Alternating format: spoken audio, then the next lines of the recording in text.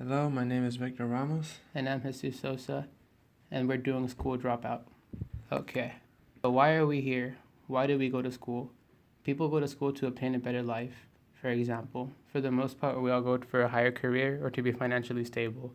We also go to avoid getting stuck in the working class, or as how some people like to say it, the lower class part of society.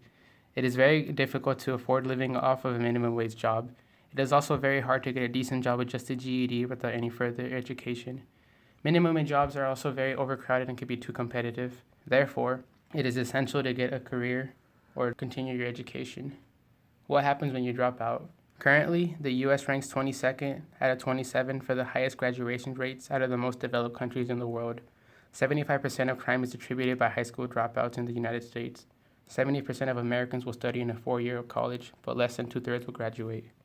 Academics. Students may feel academically unprepared or too challenged. 1. Lack of motivation or initiative. 2. Most students will end up losing hope and ultimately giving up on their education if they perform poorly or lack of results.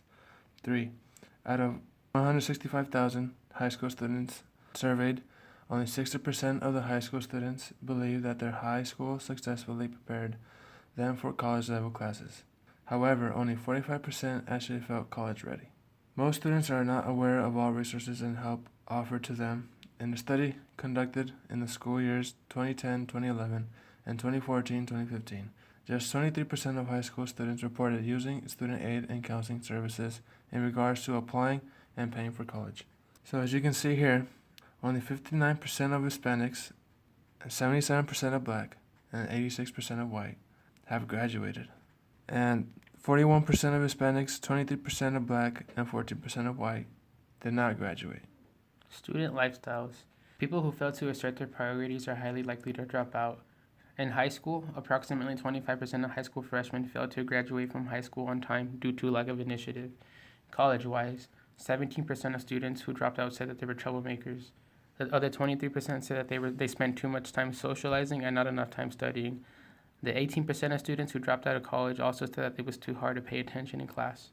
Student parents. The percentage of a high school pregnancy. 50% or more of high school students never graduate, meaning 50% or more of teenage parents. About 25% or more tend to have their second child within 24 months. 2% or less teen moms earn a college degree by the age of 30. The percentage of college pregnancy. There are 4.8 million undergraduates raising children, 1/4 of all post-secondary students.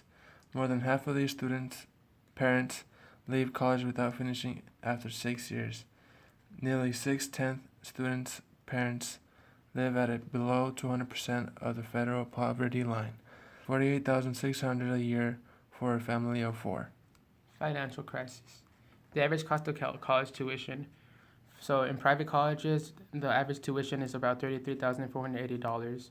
For residents at a public college, it would be $9,650. Out-of-state tuition would be $24,130.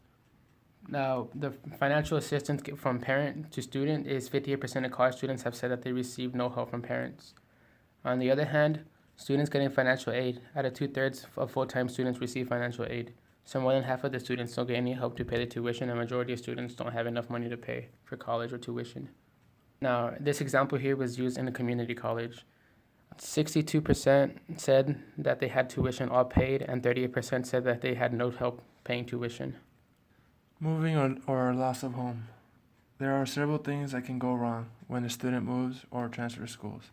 A very common scenario is that all credits successfully transfers, which may prolong the student and even discourage the student to the point of dropping out. On average, transferring credits has become so difficult that about 61% of full-time students who set out to earn a 4-year bachelor's degree manage to do so within 8 years. Personal residence problem. Not being able to afford a place to stay, dorms, apartments, etc. Health issues.